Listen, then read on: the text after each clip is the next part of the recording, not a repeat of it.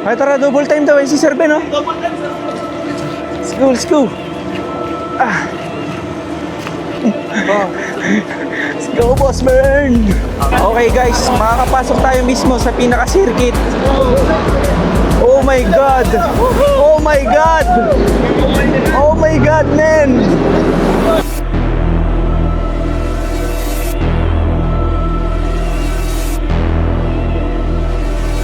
Warm up na sila.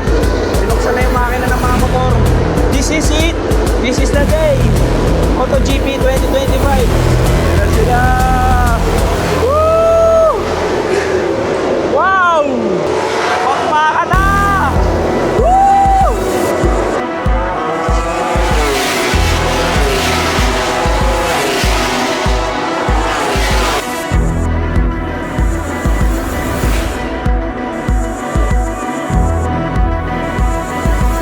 Day 1, punta muna tayo sa Malaysia.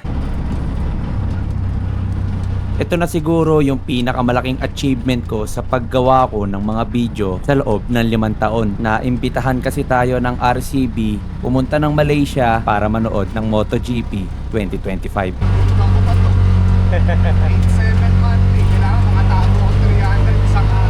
Nag-try wheels nga lang tayo dito mga katulis kasi kailangan talaga natin mag-grab papunta ng Terminal 1. At pagdating nga natin ng Terminal 1, kinita na natin dito yung Team RCB Philippines kagaya nila Motomoy, Kuya Sherwin, Sir LJ, Race Pace, 1870 Street, Aerox Lifestyle at Unfinished Aerox. Kasama natin dito si Aerox Lifestyle. Ayan, si 1870 Street, si Dudes, si Race Pace, si Motomoy. Tito Moy, shoutout ko naman sa channel natin. Shoutout po sa lahat ng mga Barrio Boys. Kuya, shoutout. What's up?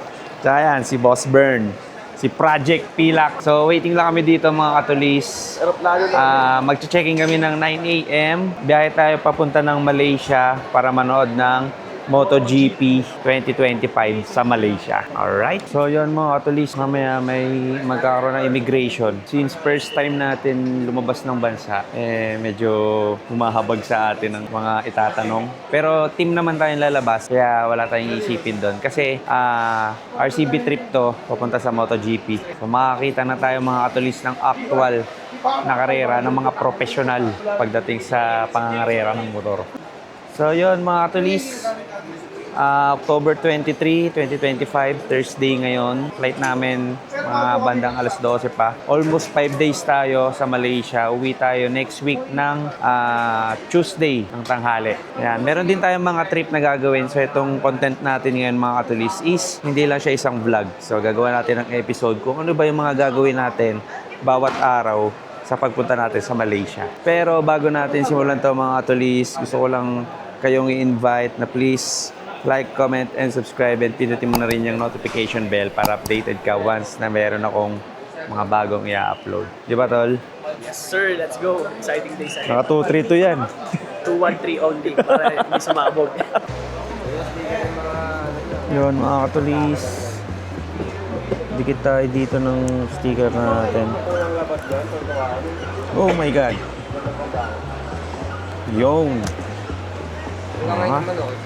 Yan vlog mga katulis.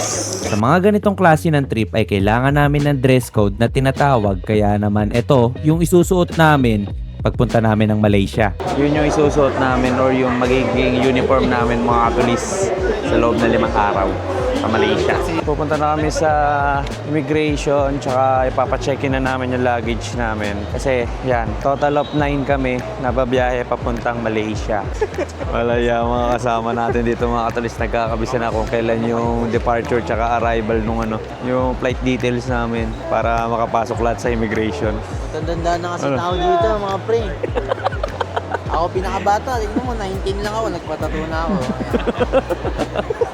So yun mga katulis, nakatagos na tayo sa immigration tsaka sa nakapag-check-in luggage na din tayo. Dito na tayo sa loob. So time check, 11:04 pa lang, 12:50 yung flight natin. Punta na ako sa Sepang. So kakain muna kami dito sa kakape pala, sa Little Floor Cafe.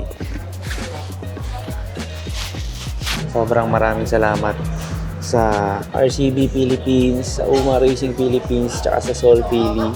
Yan. Thank you, Boss Bablu, kay Ma'am Tinlu, tsaka kay Sir Ben.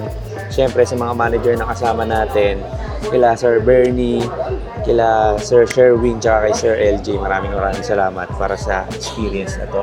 So tara, enjoy muna tayo. Para sa kagaya ko na hindi naman sanay bumiyahe through airplane, talaga namang medyo kinakabahan ako noong mga panahon na to. Paano ba naman kasi? Ang taas eh. So yun mga katulis, gate 16 tayo. Yan, waiting na lang tayo pumasok para makaupo na tayo sa pwesto natin at makapagpahinga. Tingnan lang kami ng buong team. Ito nga pala yung opportunity na hindi natin talaga dapat pinapalagpas. Bagkus kahit may takot man tayong nararamdaman kagaya ng pagsakay natin ng eroplano ay kailangan natin lampasan. Dahil kung saan man tayo patungo ay panigurado na kasiyahan naman ang kapalit nito.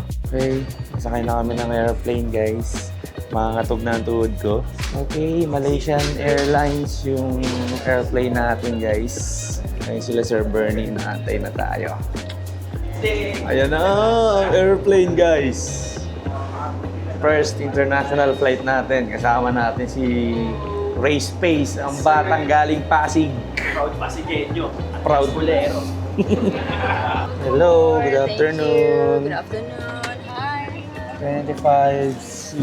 Habang nasa biyahe nga kami sa langit ay hindi ko talaga maiwasan isipin kung bakit ba ako nandito. Ako lang naman kasi yung klase ng lalaki na mahilig magkalikot ng motor sa tabing bahay namin at mahilig mag-share ng mga ginagawa ko sa buhay ko dito sa social media. Pero bigla kong naalala na baka nga deserve ko to dahil sa halos 5 taon kong paggagawa ng content dito sa social media, hindi ko lubos akalain na yung pangarap ko pang brand yung magpapadala sa akin kung nasan ako ngayon. Pero lagi ko ding iniisip na kung saan man ako umabot, mananatili pa rin nasa lupa ang mga paa ko. Baka-drop off lang ng parcel natin. Ayun ka. Dito na kami sa Malaysia guys. Shoutout sa Voice of Click. Shoutout boys. Kay Carl, kasama ko si Voice of Aerox. Christian. Hindi pa rin nagsisingkin sa akin na wala tayo sa Pinas.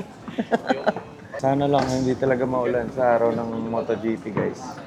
Saturday and Sunday. Okay, entry na tayo dito. Pagdating ng airport ng Malaysia, tahimik ano. Ayun sila Boss Bern. Okay guys, nakapasa na tayo sa immigration ng Malaysia. Ayan, may pirma na yung passport natin. Alright! Sana soon madagdagan pa. Magta-travel natin. Ayan. Pero di naman mangyayari to. Hindi dahil sa RCB, tsaka kala Sir Bob. Lamang team yan. Kila Sir LJ, tsaka kala Sir Bern. Nakakatuwa nga lang din sa mga oras na to dahil meron tayong mga realization na ako nga lang pala yung naka-Honda Click sa grupo na to. Pero bilib ako sa mga kasama ko kasi hindi sila tumitingin sa brand wars na tinatawag dahil sila yung mga tipo ng rider na mayroong malasakit sa kapwa nila motorcycle enthusiast. So yan mga katulis, nandito na kami sa airport ng Malaysia. Palabas na rin. Kinita tayo dito nila Sir Ben tsaka nung team ng RCB Indonesia. Yan, sila yon. Yung mga naka-black. Yan, sila yung mga influencer ng RCB na Team Indonesia. So ngayon, kukunin nila itong mga luggage namin. Tapos sasakay na kami sa bus. Take off na rin kami. Medyo exciting yung mga mangyayari sa mga susunod na araw kasi hindi lang naman kami yung pumunta talaga dito. Siyempre, meron ding mga team Indonesia, kagaya nung kasama natin ngayon. Team Malaysia, Team Vietnam, na same ng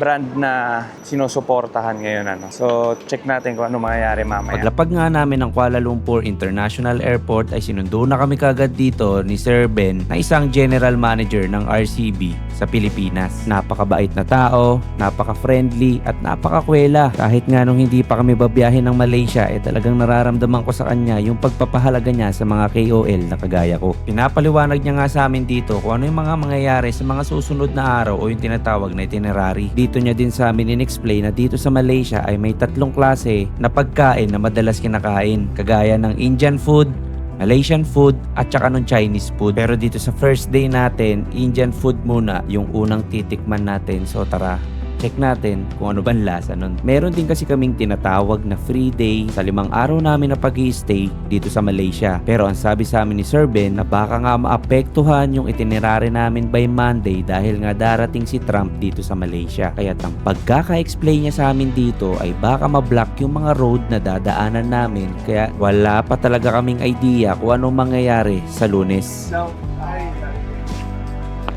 Yan, iwanan natin dito yung maleta natin. Okay, ito ang ating bus ngayong araw. Ayan. Kala ko public tong bus natin eh. So special para to para sa mga RCB boys. Alas 6 na ng gabi sa Pinas, pero anong oras pa lang dito? Oh. Malam minggu, malam yang ditunggu-tunggu.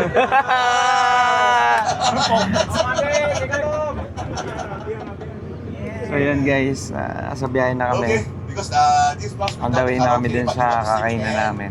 You are allowed. Grabe dito. Okay? Sobrang liwanag pa dito mga Okay, katulis, no pero pressure on nung us. chinek ko yung orasan sa Pinas, Okay, alas 6 na ng gabi. Madilim, Don't madilim na persuade sa me, Pinas dito. Okay? Liwanag pa. Dahil nga kinain yung oras natin sa maghapong biyahe, hindi naman pwede na hindi tayo kakain. Testing na natin yung pagkain ng... Tatawa ko sa pagkain. Tignan mo, kumuha ng bag ko. Lumalawa si Boy, oh. Yeah. Ano nangyari, Boy? Nalungkot ka? So ito, patry natin yung bawang na chicken tapos ewan ko kung ano to. Ito, ano to? Parang teriyaki siguro to. Tapos sipon. Ito.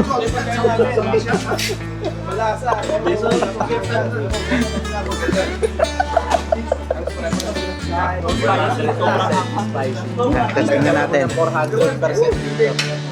Malupit yung kaibigan kasi lahat na spicy pinalagay. Grabe. Hintay ko lang kung mapapatuloy. Ang hanga. Diba ba? Tingnan mo naman kasi yung manok mo namumutla na sa pula. Parang di aanghang yan. Dito kasi sa Malaysia ay talaga namang napansin ko sa kanila na pinaghahalo-halo nila yung mga sabaw dito kahit iba't ibang klase ng pagkain. At isa pa sa napansin ko dito ay talaga namang mahilig sila sa maanghang. Dinuro mo ata lahat eh. So yun mga tulis, tapos na kami kumain kanina. Dito na kami ngayon sa hotel, which is yung Sunway Resort na 5-star hotel dito sa Malaysia. Yun nyo naman, labas pa lang guys. Boom. Hey guys, palabas na kami. Pakita ko sa inyo yung tapat ng resort namin. Ito na. This is it. Pansit. So ito yung front. Ayan. Sunway Resort. Sunway City, Kuala Lumpur Hotel. Sir, thank you po. See you tomorrow. Okay, the service counter. Salamat, sir. Okay, depan saja. Sir Ben. Thank you, Sir Ben. Okay, don't go anywhere, ha? Yes, Very yes. dangerous, ha? Ayan mga katulis, ang ganda dito. Grabe. 5-star hotel to. Pansin nyo. Yung taas pa lang nito, grabe. Napakalaki. So yun mga katulis, nandito na kami sa loob ng Sunway Resort. Grabe, 5-star, men. Sir Ben, thank you, Sir Ben. Thank you. Welcome our honorable guest, Malaysia MotoGP 2025. Sama natin si Sir CJ. Okay, let's go. Bago nga magsimula ang araw namin kinabukasan, binigay na sa amin dito yung loot bag na gagamitin namin na dress code sa bawat araw na pupuntahan namin. Guys, nakuha na natin yung loot bag natin galing sa RCB. Ayan yung magiging dress code natin. Everyday, iba-iba yung susuot natin na polo shirt para sa mga gaganapin na activities natin sa mga susunod na araw. Tapos ito, nakuha na natin yung keycard natin para dun sa room natin. So tara, pahinga na tayo. Pagdating nga namin dito ay kinuwento sa amin ni Sir Ben na almost 80 yung guests ng RCB na magi-stay dito sa Sunway Resort Hotel. At meron ngang iba't ibang bansa na magi-stay dito kagaya ng Bangladesh, Nepal, China, Indonesia, Thailand at marami pang iba. Okay, thank you. Umakyat na nga rin pala kami dito sa kwarto namin para magpahinga dahil pagod na din kami sa first day namin sa biyahe. Pero huwag kayong mag-alala mga katulis dahil sa mga susunod nating video ay ikukwento ko naman sa inyo at ipapakita ko sa inyo kung ano ba ang experience magpunta ng MotoGP sa Sepang International Circuit. Pero ngayon, magpahinga muna tayo. Yo! Pong, kung pinong laki pre. Man, ito yung kwarto namin, man. Grabe naman, no? Pang! Hello, Sepang, Malaysia!